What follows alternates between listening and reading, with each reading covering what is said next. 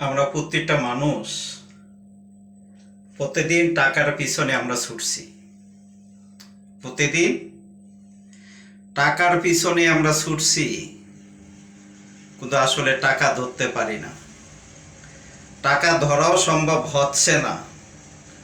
টাকা কিভাবে ধরব, এই চিন্তা ভাবনাই কিন্তু আমাদের টেনশনে টেনশনে আমরা মানুষ শেষ হয়ে যাচ্ছি। যে আমাকে টাকা ধরতে হবে, টাকা চিন্তা হবে, টাকার জন্য খুবই পেরেশানি যে আমার টাকা লাগবে।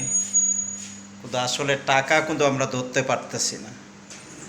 কেন ধরতে পারি না জানেন? যে টাকার পিছনে ছুটলাম, কিন্তু আমার আল্লাহর পিছনে কিন্তু আমরা কেউ ছুটলাম না। তা টাকা কি আল্লাহর হুকুম ছাড়া কি ধরা দিবে? আল্লাহর হুকুম ছাড়া কিন্তু টাকা ধরা দিবে না। কারণ টাকাটার মতো কিন্তু আল্লাহর হুকুমটা লাগবে। এই জন্য আমরা ভাই টাকার পিছনে শুধু ছুটছি, মালের পিছনে ছুটছি, গাড়ির পিছনে বাড়ির পিছনে ছুটতেছি।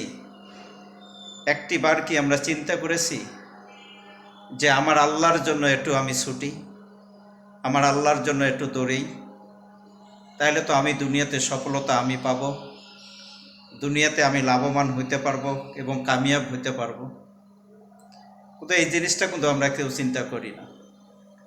এই যে এখন দেখেন কত সুন্দর মাগরিবের আজান দিচ্ছে, মুয়াজ্জিন সাহেব তিনি মাগরিবের আজান দিতেছেন। আমরা কয়জনে মাগরিবের নামাজটা পড়ব বলেন? যারা মাগরিবের নামাজটা পড়বেন অবশ্যই কমেন্টে বলে যাবেন।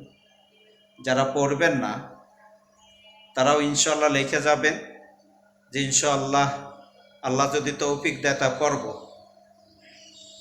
ইনশাআল্লাহ বলতে কিন্তু আপনার কোনো ক্ষতি নেই, ইনশাআল্লাহ বললে আপনার নেকি হবে। আর যিনি পড়ছেন তিনি তো আলহামদুলিল্লাহ লিখবেন, তাহলে তিনি আল্লাহ শুকরিয়া আদায় করলেন। আর যে যত বেশি আল্লাহ শুকুর আদায় করে, যে তত বেশি আল্লাহর লৈকত্যতা লাভ করে, আল্লাহ দিদার লাভ করে। এই জন্য ভাই আসুন শুধু আমরা টাকার পিছনে ছুটলাম, টাকার পিছনে দৌড়াইলাম, আমার রবের জন্য একটু আমরা দৌড়েই, আমার আল্লাহর জন্য একটু দৌড়েই, দেখি টাকা আমাকে ধরা দেয় কিনা। টাকা অবশ্যই ধরা দিবে।